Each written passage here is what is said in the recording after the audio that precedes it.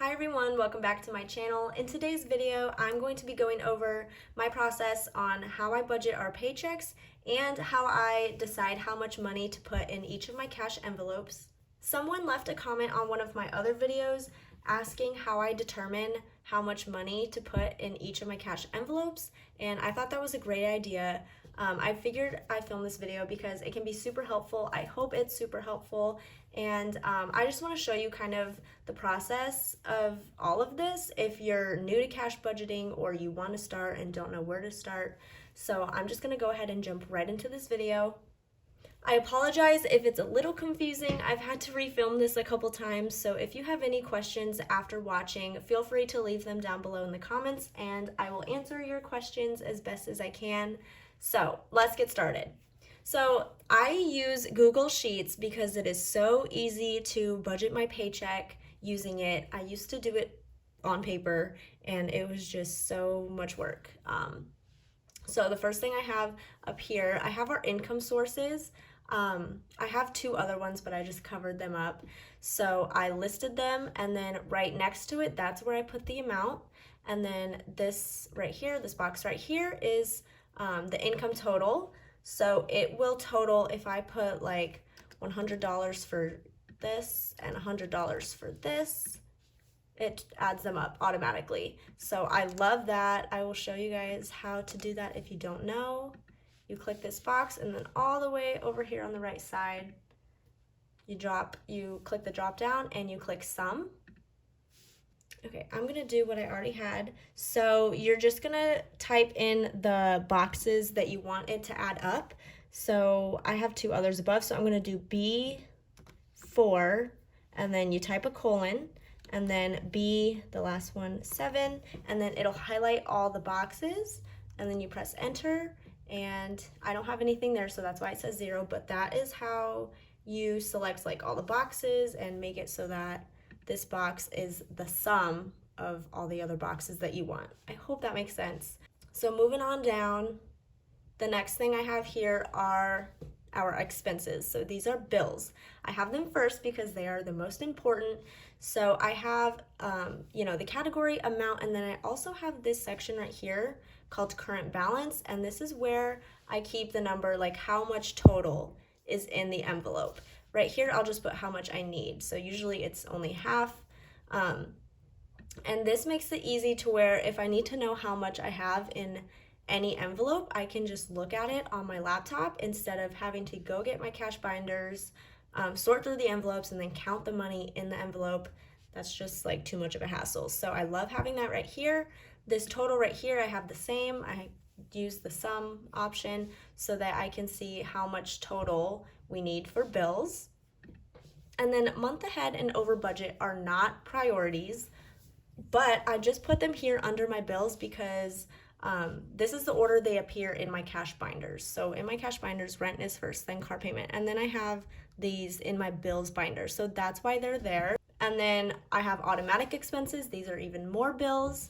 So I put the numbers in, and then at the very bottom, I have remaining amount. So I like that I added that because I can see how much I have left over after all of my bills are paid for, which is basically like money I can spend or save or do whatever I want with because all of my bills are paid. So this I just do manually. I just see the total for all my bills, subtract it from the number I put at the top, and then that's my remaining amount. And I also do want to clarify that these are automatic expenses because these are bills that we keep in our checking account and we do not pull out cash for. So this might get a little confusing because it's kind of out of order, but before I put our income total, like the amount, I check to see if I have any of these bills coming out. And if I do, I subtract it from how much like my paycheck was. So I keep it in there, and then I put the remainder in my income as like my total, even though it's not really my total. But these are gonna stay in my account anyways. So technically, I could put these before the expenses to make it easier, but I don't know. I have yet to fix that. So that's that. And then after remaining amount, I see how much I have left for variable expenses. So gas we keep in our account, but I just like to put the amount anyway so I can see the total. And then, you know, groceries, obviously, I want to stuff Starbucks first, and then spending, we like to go out for dinner sometimes, and these are the categories in my wallet. So then I have another remaining amount right here, just so I know how much I have to work with. And then after all of that's done, I get to stuff my cash envelopes.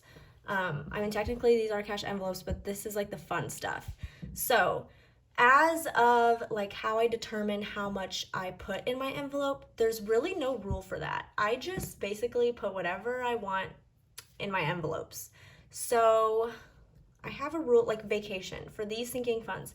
Vacation, we are going somewhere after Thanksgiving. So I set a goal for myself. I said, I'm going to save $1,000 for vacation. That is plenty of money. We don't need that much, but I would rather have, you know, more than less. So I want $1,000, and then I looked to see how many paychecks we're going to have before the vacation, and then I divided those two numbers, and that gave me the amount of money I need to put in the envelope for vacation, like from each paycheck. That is if our paychecks like stay consistent, and if they're not lower paychecks, because obviously then if they're lower paychecks, most of it's gonna go towards bills then. So I may not have, you know, like whatever number it is to put in vacation each paycheck, but that's kind of how I know how much to put in there, so I'm not like planning a vacation and then I have like no vacation money, if that makes sense. I hope that makes sense. And like for gifts, I check to see if I have any birthdays coming up, then I figure out when I want to get them. I look at how much I have in there, $40, and then see if I need more money, and how like my paychecks fall, and that's kind of how I determine how much I put in there every 2 weeks. But really there is no rule on where you put your money. It's whatever you want to save for, whatever you want to spend your money on. Think about your goals. Like, do you want to have a big savings? Do you need a ton of money for car maintenance? Stuff like that, because I do have some savings. Like I have my savings right there. But yeah, there really is no rule for that. You can do it however you want, but obviously I would recommend paying your bills first, and that is what I do. And this spreadsheet really helps on visually seeing like where the money's going. So yeah, there really is no rule. The way I personally determine how much money to put in my envelopes is I think about if there's, you know, is there anything coming up, like a vacation? Then I'll put more in vacation. Is somebody's birthday coming up? Is Christmas coming up? Does my cat have a vet appointment? You know, stuff like that. But otherwise, I just kind of put random numbers in.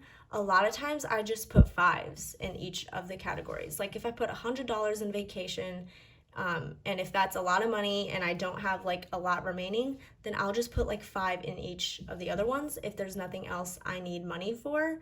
Just because I know $5 isn't that much, but it will build up. You don't have to put $50 in each envelope.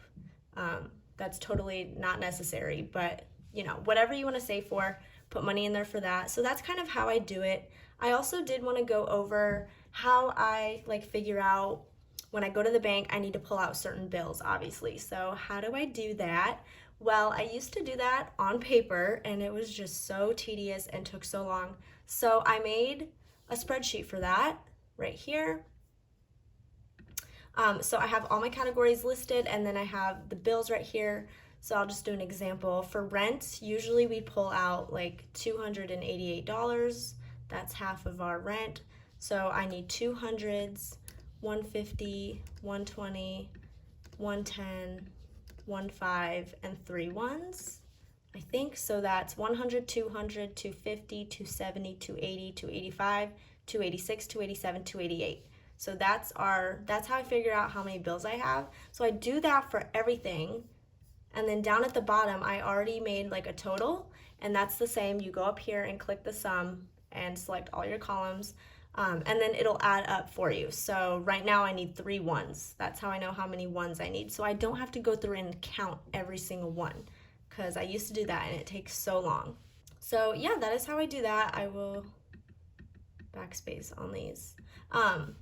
I don't know if I mentioned though, I made a copy of this sheet right here because I think I mentioned it. I don't know, but I made a copy because this one is for my boyfriend's paycheck and the copy is for mine, just because our paychecks are direct deposited into each of our accounts. We don't have an account together, and it just is more simple to have them separated. So yeah, that is how I do that. I hope this video helped. I know it was kind of short, and I don't know if I answered all your questions, but I hope I did. If you have any questions, leave them down below, and I will try to answer them as best as I can. Thank you so much for watching this video. If you liked it, please give it a thumbs up. Don't forget to subscribe, and I will see you in my next one.